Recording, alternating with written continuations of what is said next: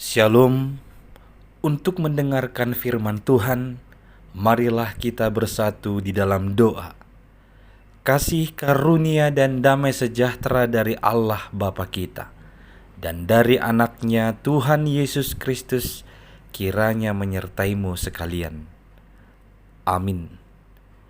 Ayat harian untuk kita pada hari Sabtu 10 Januari 2026 tertulis di dalam kitab Injil Yohanes pasal 3 ayat 16. Karena begitu besar kasih Allah akan dunia ini, sehingga ia telah mengaruniakan anaknya yang tunggal, supaya setiap orang yang percaya kepadanya tidak binasa, melainkan beroleh hidup yang kekal. Di dalam bahasa Batak disebutkan demikian. Ai songono do holong ni rohani de bata di portibion. Pola do anakna nasasadai di lehon.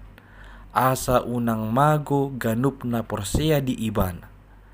Asa hangoluan na saliling-lilingna di ibana. Jemaat yang dikasihi oleh Tuhan Yesus Kristus. Kasih yang sempurna tidak dapat kita temukan di dunia ini. Kasih yang ditawarkan oleh dunia ini sering menjadi kasih yang bersyarat. Atau mengasihi seseorang, mengasihi sesuatu karena kepentingan. Mengasihi sesuatu atau seseorang karena kebutuhan.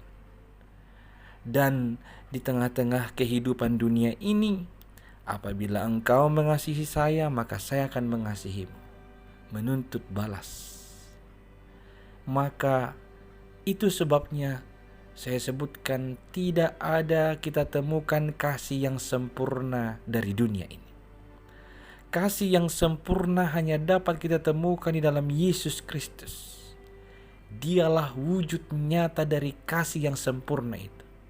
Bukan hanya omongan belaka.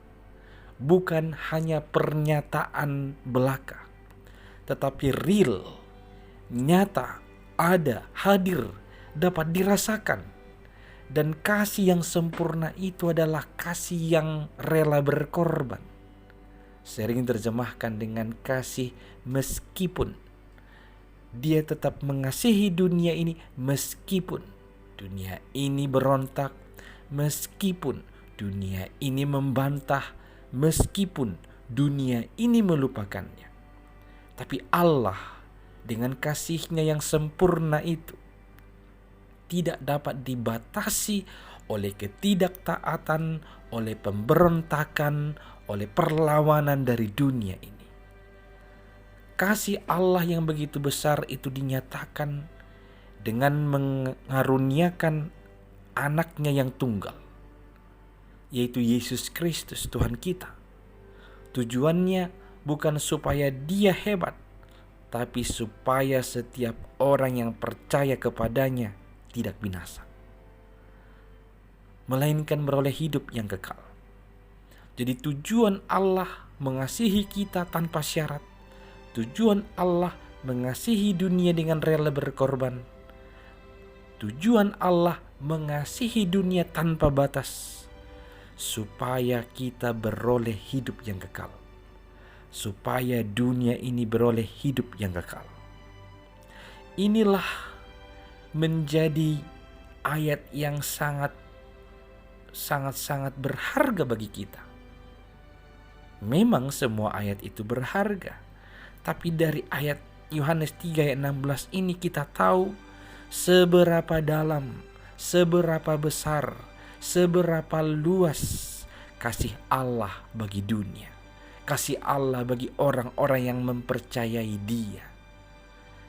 Tiada yang dapat digambarkan dengan kasih Allah yang begitu besar itu kepada kita semua.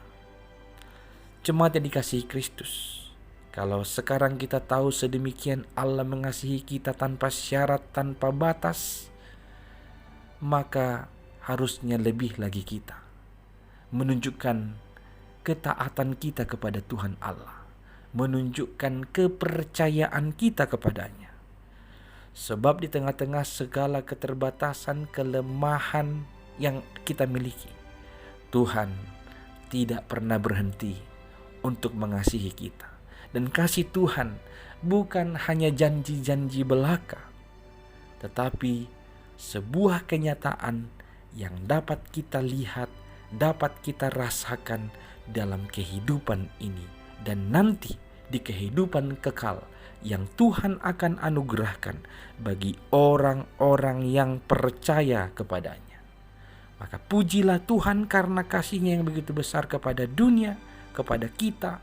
Dan marilah tunjukkan hidup lebih lagi mempercayakan diri, mempercayakan hidup ini kepada Tuhan Allah di dalam Yesus Kristus. Amin, kita berdoa. Ya Tuhan Allah, terpujilah Engkau atas kasih-Mu yang besar.